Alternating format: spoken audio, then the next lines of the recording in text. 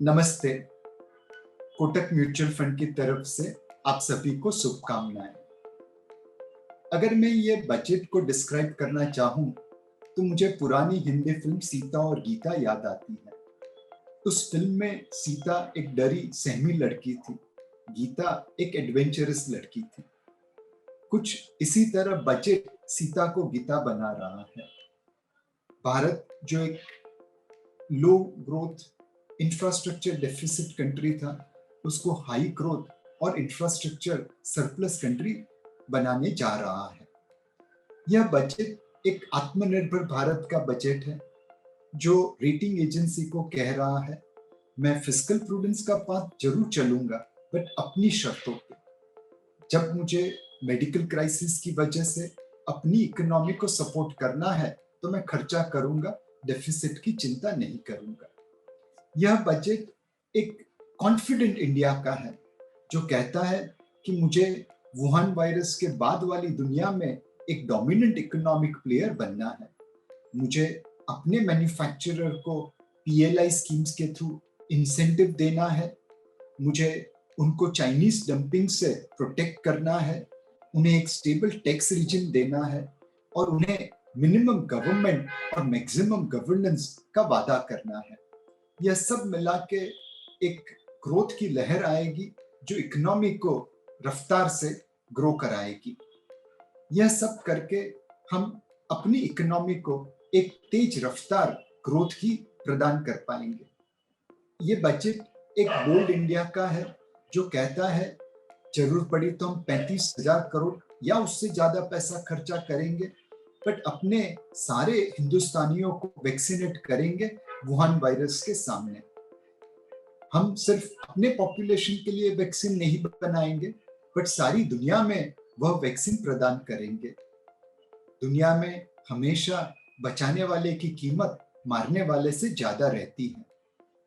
China ने दुनिया को वुहान वायरस दिया, भारत दुनिया को वैक्सीन दे रहा है। आज नहीं तो कल दुनिया इसकी कद्र जरूर करेगी। दशकों से हमने अपने हेल्थ केयर में निवेश नहीं किया था। बाकी देशों के सामने हमारी मेडिकल फैसिलिटी काफी कमजोर थी।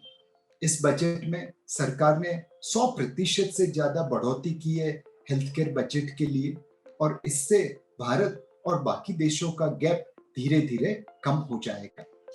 यह बजट एक सेल्फ रिलायंट इंडिया का बजट है।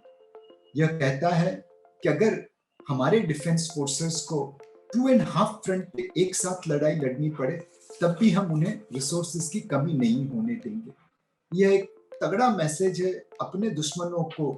हमारी डिफेंस फोर्स बहादुरी के साथ आपकी सारी चैलेंज को एक्सेप्ट कर सकती है।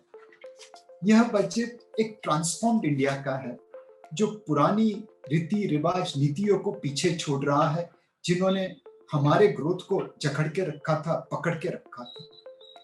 पब्लिक सेक्टर को कमांडिंग हाइट्स ऑफ इकोनॉमी देनी चाहिए। यह कह कह के हमने 70 सालों में अपने ग्रोथ को साउथ ईस्ट एशियन नेशन से या किसी भी इमर्जिंग मार्केट नेशन से कम रखा था। अब सरकार कह रही है कि हम खेल में रेफरी बनेंगे, प्लेयर नहीं बनेंगे।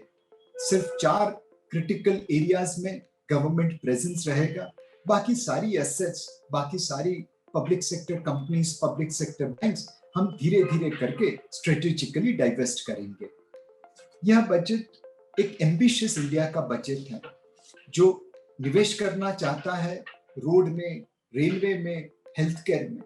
इसने एक पाइपलाइन बनाई है प्रोजेक्ट्स की जिससे हम निवेश कर सके पुरानी एसेट्स को मोनेटाइज करके नए भारत के निर्माण के लिए। यह अपनी इंडस्ट्री को कॉम्पिटिटिव बनाना चाहता है by creating projects like dedicated freight corridor. आज हमारी गुड्स ट्रेन एक मैराथन रनर से कम रफ्तार पे चलती है। अब डेडिकेटेड फ्रेट कॉरिडोर जो जून 22 को चालू हो जाएगा, वह दिल्ली से कोलकाता और दिल्ली से बंबई की दूरी तेज रफ्तार से पूरी करेगी, स्पेसिफिकली फॉर गुड्स ट्रेन। वहां पे गुड्स ट्रेन आज की रफ्तार से 3 गुना ज्यादा रफ्तार पे माल को एक जगह से दूसरी जगह पे ले जाएगी और मेक इन इंडिया को सक्सेस बनाएगी। यह बजट एक प्रोग्रेसिव इंडिया का बजट है हमने हमेशा कहा है, हमें एक बैलेंस्ड सोसाइटी खड़ी करनी है जिसमें कोई जेंडर इम्बैलेंस नहीं हो, चाहे आदमी हो या औरत हो, उनको सबको सेम अपॉर्चुनिटीज मिलनी चाहिए। जब हमने हमारी service industry, hotels, KPOs, IT company, BPO, इनमें वुमेन्स को रात को काम करने की अनुमति दी, तो ये इंडस्ट्री ने जितनी प्रगति की वो आप सबके सामने है। अब हमने ये प्रपोज किया है कि women folks will be able to work in night shifts in factories. अगर आप देखें भारत को, तो वो दुनिया में सर्वाधिक कॉटन ग्रो करता है, उसे बड़ी बखूबी यान में कन्वर्ट करता है, उससे बढ़िया फैब्रिक बनाता है, बट ये सब मेहनत करके हमें बहुत कम रिटर्न मिलता है। सबसे ज्यादा रिटर्न है उस फैब्रिक्स को ब्रांडेड गारमेंट बना के बेचने का, बट वहां पे हमें श्रीलंका, बांग्लादेश, वियतनाम, चाइना सभी ने बहुत पीछे छोड़ दिया है। जब हमारी विमेन फोक रात को काम कर पाएगी, हमारी गारमेंट फैक्ट्री 3 शिफ्ट में चल पाएगी, तो ऑटोमेटिकली इंडिया गारमेंट में, टेक्सटाइल्स में एक बड़ा हिस्सा बन पाएगा। यह बजट है एक रिवाइटलाइज्ड इंडिया का, जो अपनी कैपिटल मार्केट को डीपन करना चाहता है, बाहर से एफपीआईज को गिफ्ट सिटी में लाना चाहता है, सिक्योरिटीज मार्केट के सारे रेगुलेशन सेबी के तहत एकत्र करना चाहता है, और मोर इम्पोर्टेंटली बॉन्ड मार्केट में रिस्क प्रीमियम कम करने के लिए एक buyer of the last resort खड़ा करना चाहता है। 2008 और 2020 अप्रैल में हमारी बॉन्ड मार्केट ऑलमोस्ट रुक गई थी और आरबीआई को उसमें इंटरवेंशन करना पड़ा था। अब यह कॉर्पोरेशन सेटअप करने से हम उस तरह की परिस्थितियों को दूर कर पाएंगे और आरबीआई के इंटरवेंशन की जरूरत नहीं रहेगी। यह बजट एक एम्पावरिंग इंडिया का है, जो भारत देश को अफ्रीका से एशिया लाने की कोशिश कर रहा है। हाँ, आपने बिल्कुल सही सुना, मैं कह रहा हूं कि भारत अफ्रीका से एशिया की तरफ आ रहा है। ज्योग्राफिकली हम भले ही एशिया में हो, बट हमारा टैक्स कंप्लायंस अफ्रीकन देशों के बराबर है। अब एआई और डेटा एनालिटिक्स करके हम कर चोरों को पकड़ रहे हैं, pre filled income tax return देके हम कर चोरों को पकड़ रहे हैं। इससे टैक्स का बर्डन सारे भारतीय पे होगा और सिर्फ गिने चुने सैलरीड क्लास के लोग टैक्स का पूरा बर्डन सहन नहीं करेंगे। जैसे जैसे टैक्स कंप्लायंस इंप्रूव होगा, वैसे वैसे के टैक्स के रेट में कटौती हो सकती है, वैसे वैसे ग्रोथ को सपोर्ट मिल सकता है। यह बजट एक ट्रांसपेरेंट इंडिया का है। कई बार हमने देखा था पिछले सालों में कि फूड सब्सिडी ऑफ बजट रहती थी। फूड कॉर्पोरेशन ऑफ इंडिया की बोरोइंग में फूड सब्सिडी छुप जाती थी। इस बजट में सरकार ने 3 लाख करोड़ से ज्यादा का फूड सब्सिडी बजट के अंदर ले लिया है। 2% से ज्यादा फिस्कल डेफिसिट 2021 के साल के लिए और 1% से ज्यादा डेफिसिट 2022 के साल में इसलिए बढ़ी है बिकॉज सरकार ने फूड कॉर्पोरेशन की सब्सिडी पूरी ट्रांसपेरेंटली अपने बजट में ले लिया है। यह बजट टोटली प्रो ग्रोथ है। इसने एक फाउंडेशन रखा है कि आने वाले दिन में भारतीय इकोनॉमी तेज रफ्तार से आगे बढ़ सके। इक्विटी मार्केट ने इसे 21 तोपों की सलामी दी है। आज से ज्यादा पॉइंट राइज निफ्टी या सेंसेक्स में पहले कभी नहीं देखा था, और बजट के दिन पे शायद ही इतना परसेंटेज गेन, इतनी ब्रॉड बेस्ड रैली हमने देखी। इक्विटी मार्केट है, ऊपर नीचे चलता ही रहेगा।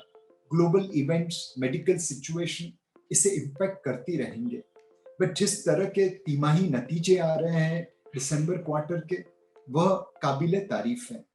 हमने 102 कंपनी की रिसर्च की जिसने अब तक रिजल्ट्स डिक्लेयर किया है। उम्मीद थी कि ये 14% प्रॉफिट आफ्टर टैक्स ग्रोथ दिखाएंगे दिसंबर क्वार्टर में। अब तक के नंबर्स में उन्होंने 32% प्रॉफिट ग्रोथ दिखाया है, जबकि सेल्स 3% गिरा है। यह तोड़फोड़ जो प्रॉफिट ग्रोथ आ रहा है, उस वजह से वैल्यूएशन नीचे आ रहा है। इक्विटी मार्केट आज फेयर वैल्यू के आसपास ट्रेड हो रहा है। मेरे हिसाब से आज का मार्केट कैप 100% ऑफ जीडीपी को शायद क्रॉस कर गया होगा। जब इसे हम अपनी लॉन्ग टर्म एवरेज पे देखें 75% के आसपास, तो ऐसा लगता है कि शायद अपना मार्केट महंगा है। पर जब आप ग्लोबल मार्केट कैप को देखें जो 115% ऑफ जीडीपी है, तो अपना 100% market cap to GDP ratio ठीक ठाक लगता है। इस बजट ने एक स्ट्रॉन्ग फाउंडेशन ले किया है ग्रोथ के लिए, और इसीलिए मेरी सारे निवेशकों से यही गुजारिश है, इस बजट ने एक स्ट्रॉन्ग फाउंडेशन ले किया है ग्रोथ के लिए। इससे कॉर्पोरेट अर्निंग्स को बढ़ावा मिलेगा, इससे मार्केट को सपोर्ट और ग्रोथ दोनों मिलता रहेगा। आप अपना निवेश इस फेयर वैल्यू इक्विटी मार्केट में इक्वल वेट पे चालू रखिए और इस ग्रोथ स्टोरी में पार्टिसिपेट करते रहिए। धन्यवाद। Mutual fund investments are subject to market risks. Read all scheme related documents carefully.